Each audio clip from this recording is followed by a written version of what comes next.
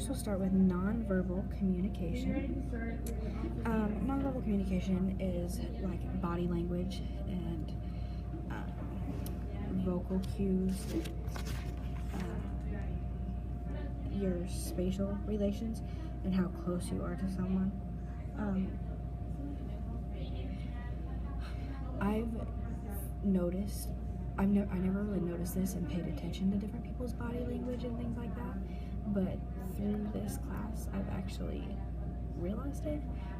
When we watched a video of the presidents and their different body languages and what different body languages mean, and I think going into school and I think it's important to look at not only your peers and your coworkers, but really the students and their body language, because if they may be acting mad, but if you look at their body language and how they're acting, you may realize that the student is sad, or I think it tells a lot versus what they will tell with their words. Next, listening effectively.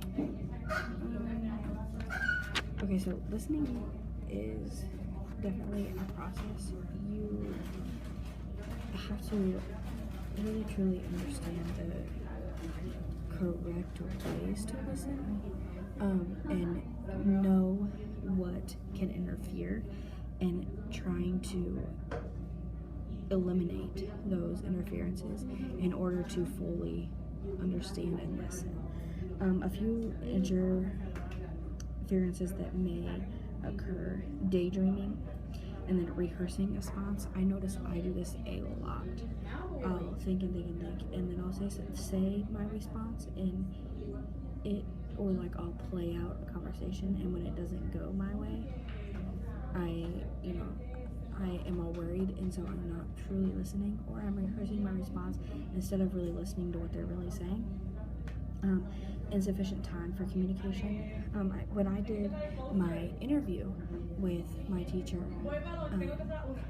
that's one thing she said, that when they collaborate and have meetings, that there isn't enough time, and that she wishes that her and her peers both would make time after school instead of just having like a 10-minute meeting, because they need longer, and if you don't have longer, you won't be able to successfully fully communicate and understand.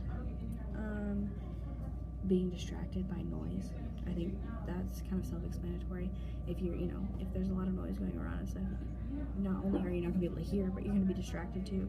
Your phone's going off, or just things like that. Responding. Okay, so there's a couple different ways of responding. There's prompting.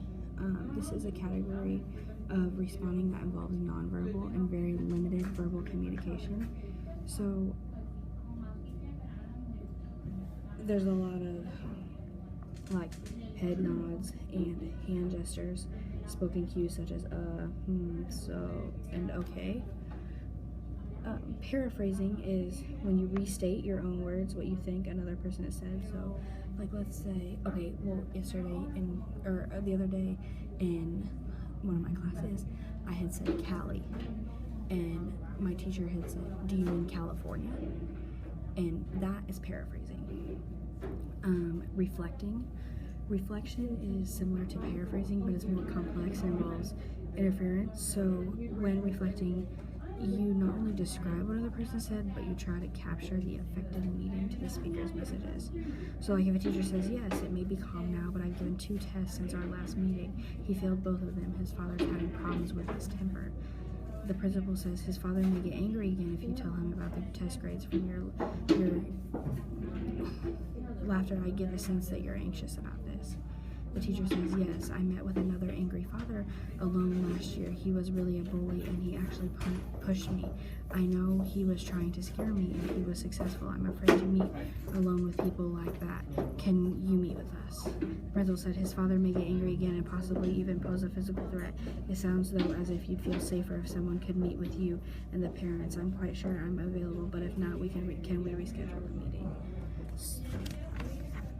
And then there's questioning. Questioning is So, I mean, it kind of self-explanatory also, like asking questions. And this is one of the most common and overused responding behaviors. So let's say I'm talking to, one of my collaborators, and I say, Samson has been having troubles in the classroom, and then they respond with just over amount of questions like, well, why do you think that, and what has he been doing, and just a bunch of questions instead of kind of like speaking out and effectively communicating. I think, kind of like I stated, I've noticed, not only do I know in the classroom that I need to notice other kids' body language and how they respond to me, but I have noticed that I will, give looks, or I send bad body language also. So I think that's one thing that I need to work on and notice and improve on for when I go into the classroom.